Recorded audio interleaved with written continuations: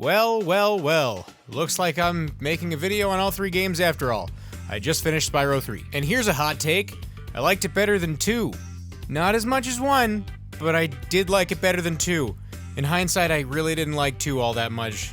Uh-oh. Now, I could have made this video sooner, but each time I made one of these, I wanted to make sure that I 100%ed all of the games before making a video on them. Normally, this wouldn't be completely necessary, but I wanted to get the entire picture of these games before stacking them up against each other. Now, to recap, I liked Spyro 1 the best. It was the most memorable, it was the most basic, but it was also the most focused, and I liked that. Spyro 2, on the other hand, was very convoluted, and it was just filled to the brim with mini games that I did not want to play, and that was most of the game. Now, everybody who I spoke to had told me that 3, if I didn't like 2, I wasn't gonna like 3. They said that the 2 was filled with minigames, yeah, but 3 was like the epitome of it's filled with minigames. But after playing it, it's not at all. At least not in the same regard as 2. And surprisingly, I thought playing as the other characters was gonna be terrible, because I typically don't like that. But whereas in like, say, Sonic Adventure 1, so much of that game was split up between the different characters, so the game itself lacked identity. Its gameplay was split between multiple characters, and big chunks of the game were completely different from each other. Whereas in Spyro, the different characters, yeah, they offer different gameplay, but it's not totally, completely different for the most part, and also it only takes up tiny chunks of the game. It's little extra things. It's not major portions of the game. Would I have preferred it? No, but it also didn't necessarily hinder my enjoyment of the game. Can't say the same about Sonic Adventure. Now, in order of game enjoyment, I'm gonna say it right now. Spyro 1, Spyro 3, and Spyro 2. And really the main thing about Spyro 3 keeping it from being my favorite is just the memorability of the levels. In terms of design, Spyro 3 is just the better game, it is. But the levels don't stick out in my head as much, and that makes sense. It's the third game in a series.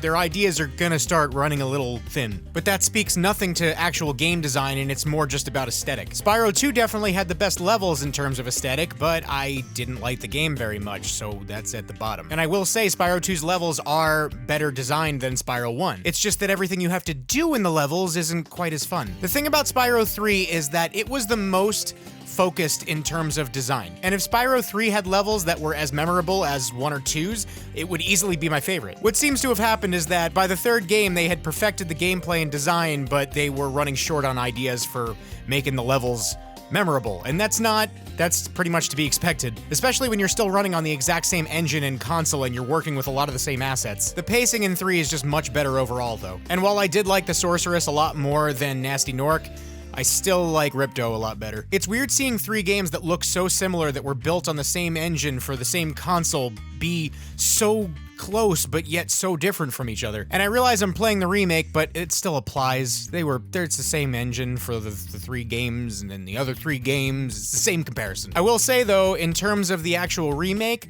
Spyro 3 was the most buggy out of all of them. I got random buggy collision that kept me from going into certain areas. I got stuck in a whale's mouth. I experienced a permanent speed and frame rate drop in which I had to actually exit the game and go back in because even leaving a level and reloading a new one didn't help. The list really does just go on and on. I'm not joking. Don't get me wrong, all the games in the remake are pretty glitchy and buggy overall, but the 3rd one was definitely the worst. And you really can see the quality of the remake decrease over each game. By now, everyone's seen the difference between 1 and 2 and how I want to say they didn't care, but I don't think it's about them not caring. I think it was about them running out of time. Don't get me wrong, I'll never say this is a bad remake, but it is a very technologically flawed remake. And this has less to do with the stylistic and design choices and a lot more to do with the fact that they probably just didn't have enough time to test it extensively. These are 3 games that I've always wanted to play since I was a kid, never got a chance to, and now as an adult, I finally did. And while I can't say they're my favorite games of all time, I did really enjoy them, enough to 100% all of them, and even to make 3 separate videos on them that all got like no views. But that's fine, it's not about that. I made this channel because I like games, so if I like a game, I'm gonna tell you that I like a game. I will say, after playing all these, if you have not played these games before,